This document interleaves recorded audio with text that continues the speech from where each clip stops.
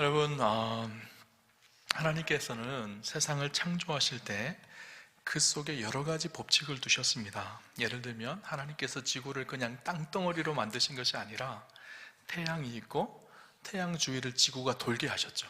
그래서 아침이 있고 또 오후가 있고 그리고 밤이 있고 또 그 다음날 아침이 있게 하셨죠.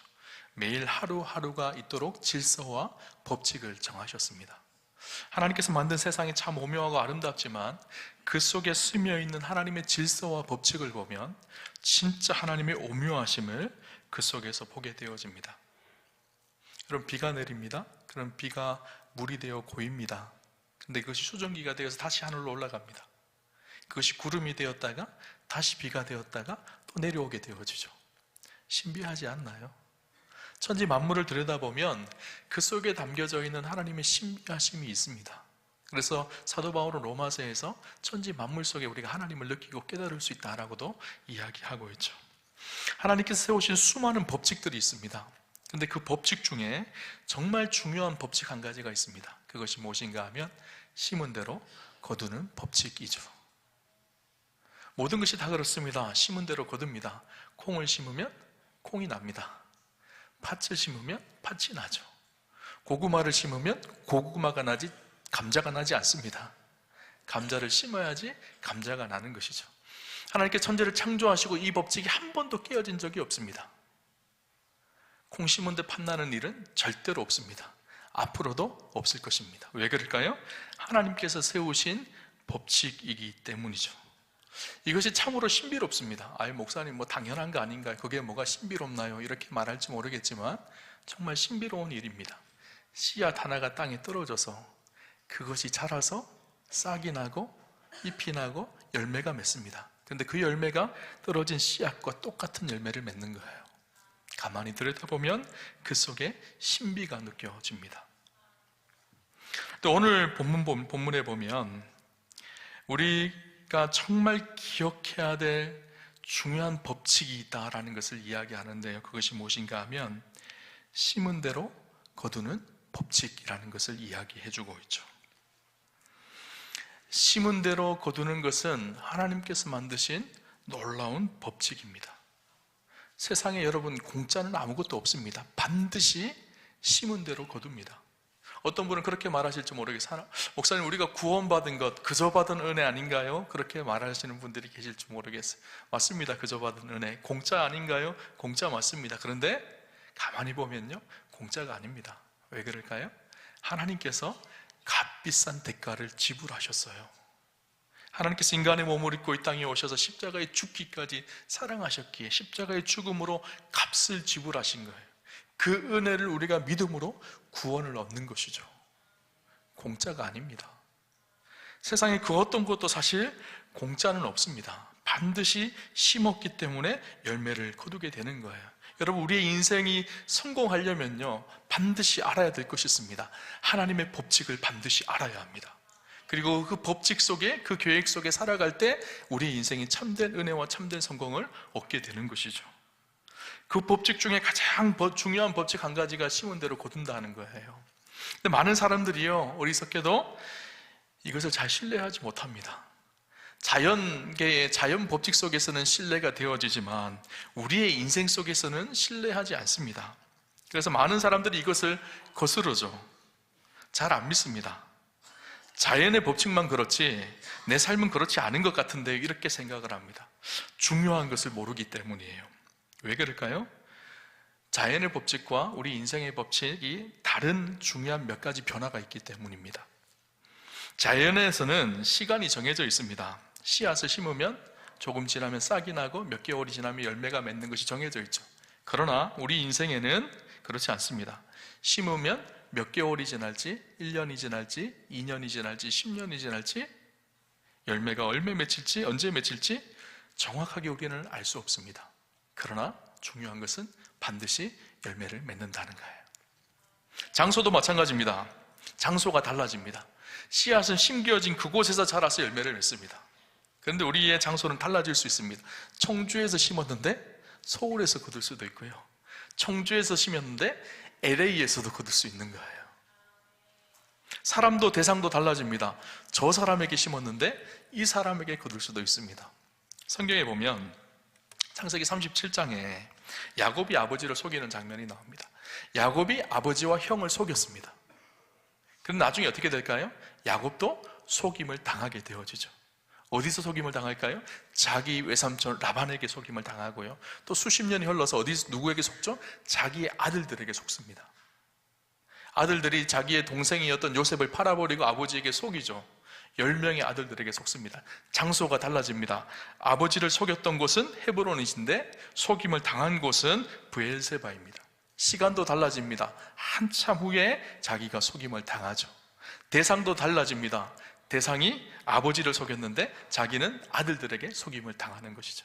그런데 정말 중요한 것이 있습니다. 중요한 진리는 무엇인가 하면 속임을 당한다는 거예요. 내가 속였기 때문에 속임을 당한다는 것이죠. 열매로 반드시 나타난다는 거예요. 심은 것이 그대로 거두어진다는 거예요. 이것이 하나님의 법칙이기 때문입니다. 오늘날을 살아가는 많은 사람들이 수많은 죄를 지으면서 떳떳하게 살아가려고 하는 이유가 여기 있습니다. 심은 대로 거둔다는 것을 알지 못해요. 이 세상이 이렇게 혼돈스러운 것도 여기에 이유가 있습니다. 자기는 심었지만 그 죄악을 거둔지 않을 것으로 생각을 합니다. 아니, 적은 것을 심어놓고 대단한 것을 거두려고 하든지 잘못된 것을 심어놓고 좋은 것을 거두려고 하는 우리의 욕심과 탐욕인 것이죠. 하나님의 법칙을 다 거스르는 일입니다. 오늘 본문 7절을 보면 이렇게 말하죠. 스스로 속이지 말라. 하나님은 업신여김을 받지 아니하시나니 사람이 무엇으로 심든지 그대로 거두리라. 스스로 속이지 말라는 것입니다. 어리석게 스스로 속아 넘어가지 말라는 거예요. 심음과 거둠의 법칙이 엄연히 존재하는데 그것을 무시한 채 잘못된 것을 심어놓고 좋은 것을 거두려고 하는 어리석은 마음을 갖지 말라는 거예요. 자기를 속이는 일이라는 거예요. 그리고 그것을 하나님을 업신여기는 일이라는 거예요. 하나님께서 정해놓은 엄연한 법칙이 있는데 그 법칙대로 되지 않을 것을 믿는 것은 하나님을 업신여기는 일이라는 것이죠. 업신여긴다라는 말이 맥테리제타이라는 헬라어인데요, 그 내용의 의미가 이렇습니다. 콧방귀를 낀다, 코웃음을 친다, 조롱한다. 심지 않은 것을 거두려고 하는 그 마음은요, 하나님을 업신여기는 것인데 그것은 하나님을 조롱하는 일이라는 거예요. 하나님을 우습게 여기는 일이라는 거예요. 하나님께서 만드신 엄연한 법칙이 있는데 그 법칙이 자기에게는 이루지 않을 것 같이 느껴지는 자기를 속이는 일이고 하나님을 업신여기는 그런 일이 되어진다는 거예요. 여러분, 우리 인생이 아름다우려면 어떻게 해야 될까요? 하나님의 법칙과 계획 속에 살아갈 때 우리 인생이 가장 아름답습니다. 심음과 거둠의 법칙을 충실하게 이행하며 살아갈 때 우리 인생이 가장 아름다운 것이죠. 여러분, 올 한 해를 마감하는 때가 이제 다가왔습니다. 한 해를 시작할 때 여러분 여러 가지 계획을 가지고 시작을 하셨을 거예요. 여러 가지 꿈이 있으셨을 거예요. 한 해를 마무리하는 이때에 그 계획 속에 열매가 아름답게 열려졌나요? 여러분이 계획하던 일들이 온전히 성취되어졌나요? 아니면 후회스러운 일들만 가득하신가요? 왜 그럴까요? 제대로 심지 않아서입니다. 심어야 되는데 나쁜 것을 심은 거예요. 그러니까 나쁜 열매만 맺혀지는 것이죠. 여러분, 우리의 인생을 전체를 봐도 그렇습니다. 우리 인생에 반드시 결산할 결실의 때가 있는데 잘못된 것을 심어놓고 좋은 것을 거두려고 하는 어리석은 삶을 살면 안 됩니다. 좋은 것을 심을 때 좋은 것을 거두게 되어지는 것이죠. 우리의 인생 전체가 하나님 앞에서는 결실의 때가 있습니다. 그때 하나님께서 모든 것을 드러내게 하실 때가 있죠. 그때 우리가 무엇을 심었는지가 다 드러나는 거예요. 그런데 중요한 것이 있어요. 많은 사람들이 좋은 것을 심어야 되겠다라고 생각을 합니다. 그런데 많은 사람들이 좋은 것을 잘 심지 못합니다. 오늘 성경을 보면 우리가 심어야 될 것이 무엇인지를 구체적으로 이야기하는데요, 8절 말씀을 같이 한번 볼까요? 8절에 이렇게 기록합니다. 자기의 육체를 위하여 심는 자는 육체로부터 썩어질 것을 거두고 성령을 위하여 심는 자는 성령으로부터 영생을 거두리라. 육체를 위해 심는 인생이 있고 성령을 위해 심는 인생이 있다라는 거예요. 좋은 것을 심는 인생이 있고 나쁜 것을 심는 인생이 있다라는 거예요. 육체를 위해 심는 인생은 나쁜 것을 심는 것이고, 성령을 위해 심는 인생은 좋은 것을 심는 인생이라는 것을 이야기하고 있죠. 육체를 위해 심는다는 것이 무엇일까요? 인간의 죄된 욕망을 따라 살아간다는 거예요. 예수 그리스도를 믿기 이전에 옛사람, 옛자아를 쫓아서 살아간다는 거예요. 무엇을 먹을까, 무엇을 입을까, 무엇을 쫓을까, 쾌락과 정욕과 욕심을 쫓아서 끊임없이 살아가는 것, 이것이 육신을 쫓아 살아가는 삶입니다. 육신을 쫓아 살아가는 사람들은 어떤 열매를 거둘까요? 썩어지는 육신의 열매를 거둔다라고 이야기하고 있죠. 갈라디아서 5장 19절에서 21절에 보면 그 육신의 것들이 어떤 것인지를 구체적으로 우리에게 이야기해 주는데요, 이렇게 이야기합니다. 육체의 일은 현저하니 곧 음행과 더러운 것과 호색과 우상숭배와 술수와 원수를 맺는 것과 분쟁과 시기와 분냄과 당짓는 것과 불리함과 이단과 투기와 술취함과 방탕함과 또 그와 같은 것들이라. 전에 너희에게 경계한 것 같이 경계하노니 이런 일들을 하는 자들은 하나님의 나라를 유업으로 받지 못할 것이에요. 육체의 것들은 분명합니다. 음행과 더러운 것과 호색과 우상숭배, 술수, 원수, 분쟁하고 시기하고 분내고 화내고 당짓는 것, 불리함과 이단을 쫓는 것, 이런 악한 일들을 행하는 것, 방탕함을 쫓아 살아가는 것, 그 삶을 살면 어떻게 된다고요? 하나님 나라를 유업으로 받지 못한다는 거예요. 썩어질 것을 거둔다는 거예요. 반면에 성령을 위해 심는 자는 어떤 사람일까요? 우리가 예수 그리스도를 구주로 영접하면 우리 안에 성령님이 계십니다. 성령님께서 우리에게 알게 하시고 진리를 가르치시고 우리를 하나님의 길로 온전하게 인도하시죠. 그 인도하심에 순종하면서 그 말씀대로 살려고 합니다. 말씀이 기준이 되어지고 하나님의 뜻이 기준이 되어서 그 뜻 앞에서 말씀 앞에 순종하며 날마다 살아갈 때 우리 안에 성령 충만함이 있게 되어지고 성령의 열매가 맺혀지게 되어집니다. 그렇게 되어질 때 우리의 삶 속에 오늘 성경은 뭐라고 얘기하고 있는가 하면, 성령을 위하여 심는 자는 성령으로부터 영생을 거두게 된다라는 것을 말씀하고 있죠. 여러분, 성경에 보면요, 육체를 따라 심은 사람들의 여러 사례들이 많이 나옵니다. 그 중에 한 가지를 보면요, 여러분 아브라함의 조카 롯을 잘 아실 거예요. 아브라함의 조카 롯은 아브라함과 함께 가나안 땅에 들어왔습니다. 그런데 조카 롯이 생각하기에 자기가 머물고 있는 땅이 별로 풍요롭고 부유로운 땅이라고 생각을 안 했던 거예요. 그곳은 세상적인 즐거움도 없고 매력도 없는 땅이라고 생각을 했습니다. 나중에 아브라함과 땅을 분배할 때 그는 소돔성을 취합니다. 소돔성은 당시에 가장 타락하고 세속적인 도시였습니다. 그곳에 가는 이유가 그가 그곳을 쫓기 위해 했던 마음이 있었던 것 같아요. 처음에는 굉장히 기쁘고 즐거웠을 것입니다. 그런데 나중에 어떻게 되죠? 소돔성에 유황불이 떨어져서 결국 심판을 당하고 멸망을 당합니다. 그때 롯은 자기 가족을 데리고 나오죠. 그런데 자기의 아내가 어떻게 될까요? 뒤돌아보고 소돔성을 보고 그 육신에 쫓는 그 마음을 잃어버리지 못하고 그것을 바라보다가 결국 소금기둥으로 바뀌게 되어지죠. 끝이 그렇다라는 거예요. 육신을 쫓는 끝이 그렇게 심판과 멸망이라는 것을 이야기합니다. 반면에 성령을 쫓았던 사람들의 이야기도 나옵니다. 우리가 잘 아는 사도 바울이죠.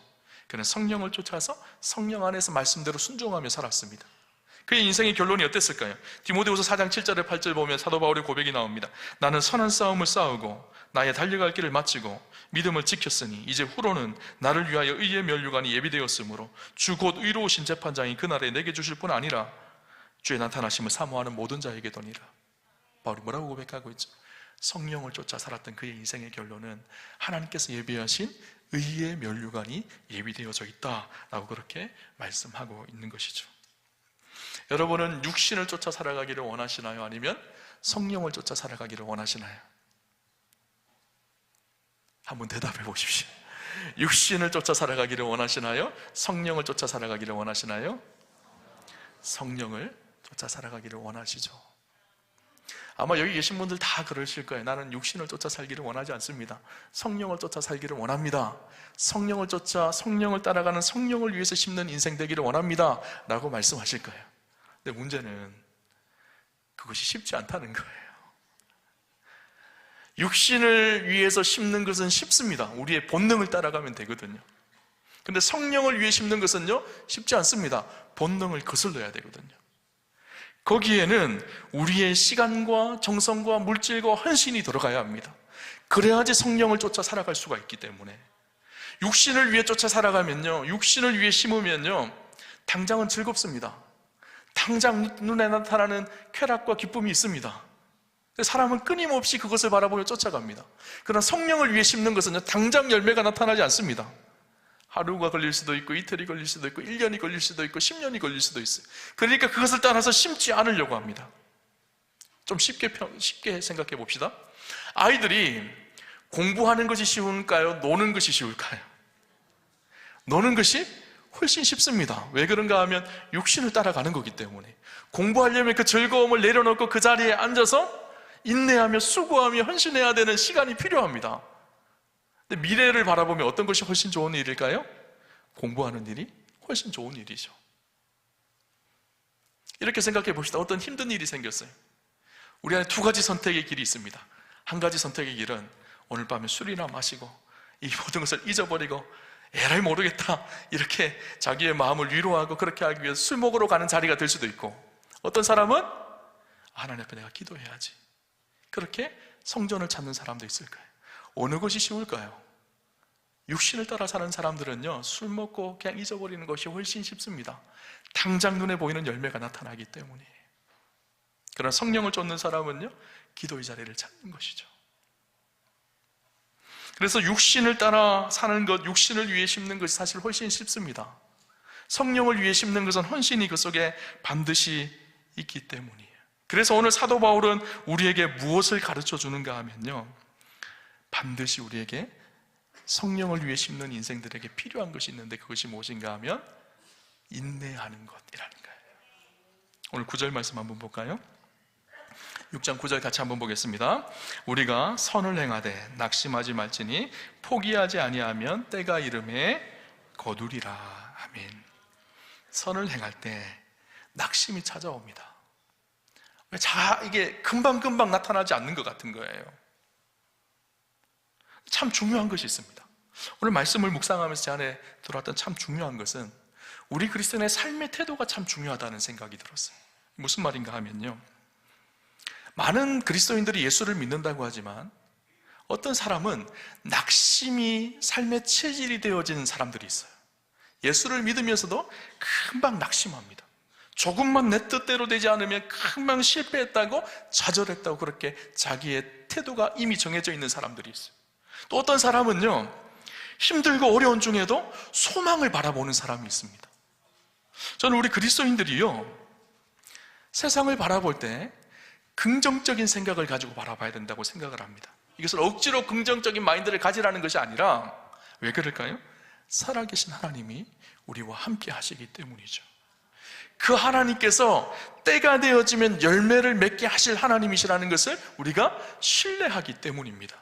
모든 것이 합력하여 하나님께서 선을 이루시는 하나님이라는 것을 우리가 믿기 때문이죠. 가능한 한 저는 긍정적으로 바라보려고 합니다. 하나님이 이루실 일들을 바라보기 때문이죠. 포기하지 않으면 때가 이름에 거두리라 라는 분명한 약속의 말씀을 우리에게 주셨기 때문인 거예요. 여러분, 우리가 살아가는 세상이요, 사실 소망보다 실패하게 하는, 우리를 낙담하게 하는 일들이 훨씬 많습니다. 그때 우리가 어떤 태도를 가졌냐가 너무 중요해요. 웨인 코데이로라는 사람이 쓴 태도를 바꾸면 성공이 보인다라는 책이 있습니다. 그 책에 보면 우리의 삶의 태도에 대한 이야기를 하거든요. 에디슨의 이야기를 예로 들면서 이야기합니다. 여러분, 에디슨이 아시죠? 세계적인 발명왕 에디슨. 그가 발명한 물품들이 한 2,000여 개가 된다고 해요. 전기 전구, 백열등, 전기 충전기, 하는 것을 발견했잖아요, 그죠? 그런데 그가 전구를 발견할 때 실패한 것이 9,999번이었다고 합니다. 그리고 한 번 더 노력을 했는데 1000번째 되죠? 1000번째 또 실패를 합니다. 그리고 나서 그가 유명한 말을 합니다. 나는 실패한 것이 아니다. 나는 잘 되지 않은 방법 1만 가지를 발견한 것뿐이다. 삶의 태도가 다른 거죠. 실패를 바라보는 관점이 다른 거죠. 그러면서 그가 그 책에 보면요, 에디슨에 대해서 이런 얘기를 합니다.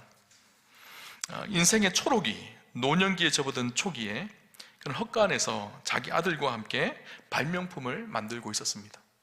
그런데 이 전지의 충전 보유력을 넓히게 하다가 화학물질을 잘못 섞어서 불이 나버린 거예요. 그래서 헛간이 다 타버립니다. 아들이 급히 뛰어나왔는데 가만히 보니까 아빠가 안 보이는 거예요. 에디슨의 아들이 아빠를 막 찾기 시작합니다.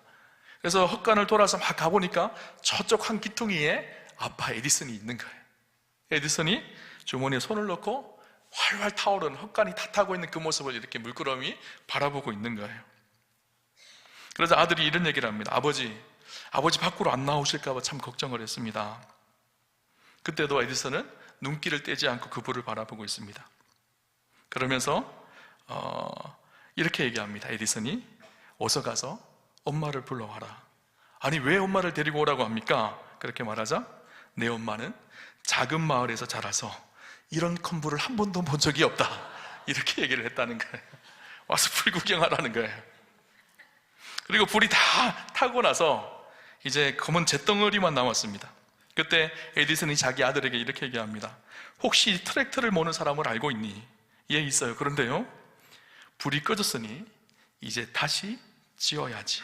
지금이 다시 새롭게 시작할 기회이다, 이렇게 얘기를 했다는 거예요. 많은 사람들은 실패를 바라보면 절망 속에 낙담하고 낙심합니다.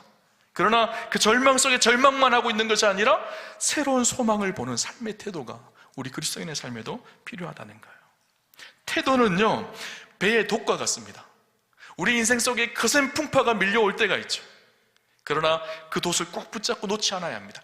바른 방향을 잡고 놓지 않아야 되는 거예요. 그 바른 방향을 잡고 놓지 않으면 때가 되면 거센 풍파가 지나가는 거예요. 새로운 소망을 보게 되는 것이죠. 우리가 살아가는 세상은요, 결코 낭만적이지 않습니다. 때때로는 악인이 승리하는 것 같고 내가 열심히 심어도 열매가 없는 것 같이 느껴질 때가 있습니다. 그러나 기억할 것이 있습니다. 하나님은 반드시 거두게 하십니다. 우리의 시간과 다르지만 하나님의 때에 반드시 열매 맺게 하시는 분이 하나님이십니다. 육신을 따라 심지 않아야 합니다. 성령을 따라 심어야 합니다. 당장 열매가 나타나지 않는 것 같아 답답할 수도 있고 낙심이 밀려올 수도 있지만 그 속에서 소망을 바라보며 이루실 하나님의 법칙이기 때문에 그 법칙이 지금까지 한 번도 어긴 적이 없으셨던 하나님이시기에 그 하나님을 바라보고 열심히 심어야 된다는 거예요. 여러분, 한 노 목사님께서 목사 안수를 이제 막 받은 젊은 전도사님에게, 이제 목사님이 된 목사님에게 이런 권면을 이야기했습니다. 목사님, 앞으로 목사로서 사명을 감당하고 교회를 섬길 때 목사님의 수고를 보고 성도들이 사랑해 주기도 하고 존경해 주기도 하고 또 목사님을 축복하고 감사를 표할 때가 있을 것입니다. 그러면 그때 기쁨으로 그 감사를 받으십시오. 그리고 목사님도 감사를 표하십시오. 그런데 그렇게 수고하고 애쓰고 열심히 헌신하였음에도 불구하고 성도들이 몰라줄 때도 있을 것입니다. 아니, 오히려 비난하는 이야기가 들릴 때도 있을 것입니다. 그러나 그때 낙심하지 마십시오. 괜찮습니다. 오히려 감사하십시오. 왜일까요? 하나님이 알고 계시고 하나님께서 갚아주실 것이기 때문입니다. 그러면서 이렇게 얘기합니다. 알아주면 좋고 몰라주면 더 좋습니다. 알아주면 좋고요, 몰라주면 더 좋습니다. 왜일까요? 하나님께서 칭찬해 주시고 하나님께서 갚아주시거든요. 여러분, 목사가 칭찬해 주는 것보다 하나님이 칭찬해 주는 것이 훨씬 큰 거예요. 그죠? 몰라준다고 낙심하지 마십시오. 하나님께서 알아주세요. 하나님께서 갚아주세요. 그죠? 우리 옆 사람하고 한번 그렇게 인사할까요? 알아주면 좋고 몰라주면 더 좋습니다.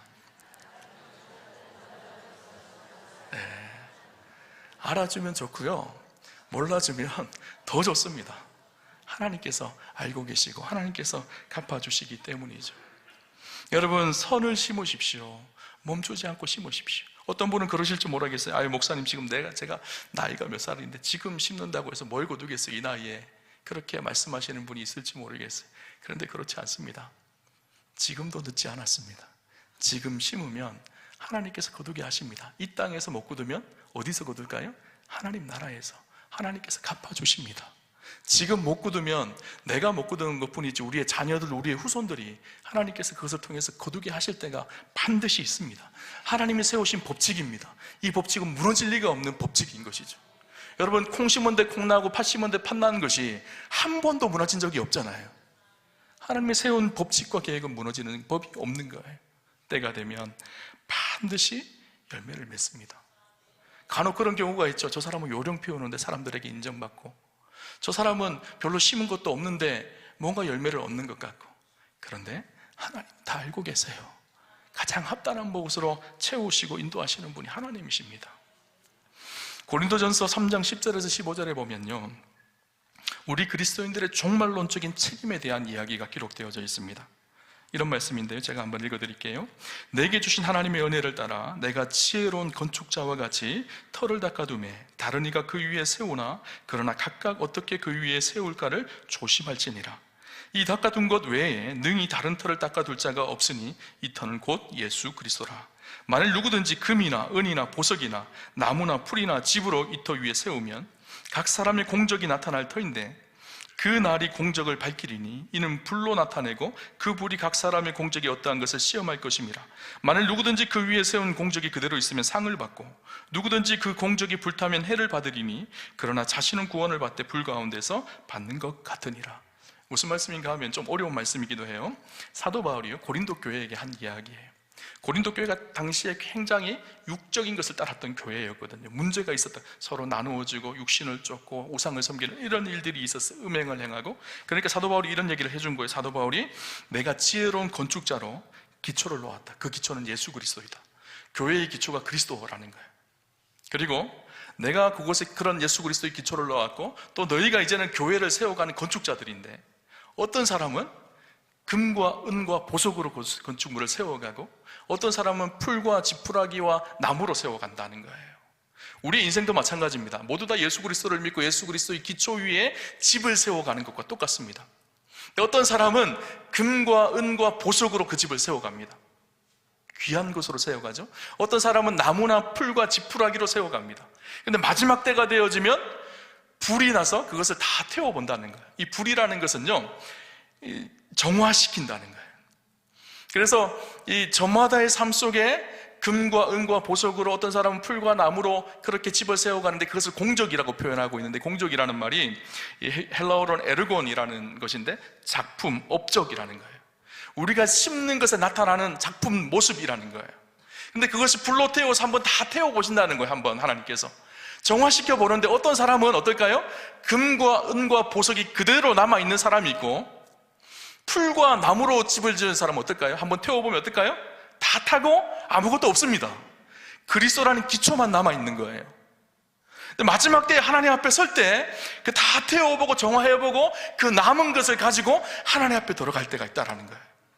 근데 금과 은과 보석으로 귀한 것으로 우리 인생을 심었던 인생은 그것을 가지고 하나님 앞에 나아갈 때 하나님께서 상을 주실 것이고, 지푸라기나 풀과 같은 것으로 집을 지었던 인생은 다 타고 사라지고 없어져서 아무것도 가지고 주님 앞에 나아갈 것이 없어서 해를 받게 되어질 것이다 라는 것을 이야기합니다. 우리 안에 누구나 종말론적인 책임이 다 있다라는 거예요. 한 사람 한 사람, 어떤 사람은 거룩하고 아름다운 구원의 영광에 동참하여서 영생에 참석하는 사람들이 있을 것이고, 사도 바울의 고백처럼 의의 멸류관을 쓰고 그분 앞에 나아갈 사람들이 있을 것이고, 어떤 사람은 구원을 받지만 부끄러운 구원을 받고 하나님 앞에 서는 사람도 있을 것이라는 거예요. 누구나 종말론적인 책임 앞에서 자유로울 수 없다는 것을 사도 바울은 우리에게 이야기해 주고 있습니다. 여러분, 오늘 우리가 무엇을 심느냐가 하나님 앞에 섰을 때 우리의 삶을 결정합니다. 축복하기를 우리에게 주어진 매일매일의 삶을 성령을 쫓아 성령을 위해 심는 인생, 하나님 나라를 위해 심는 복된 인생이 되시기를 주님 이름으로 축원합니다. 한 번밖에 없는 우리의 인생, 그저 그렇게 살 수 없는 인생이잖아요. 하나님 앞에 아름답게 멋지게 사는 우리 사랑하는 우암교회 성도님들 다 되시기를 주님 이름으로 축원합니다.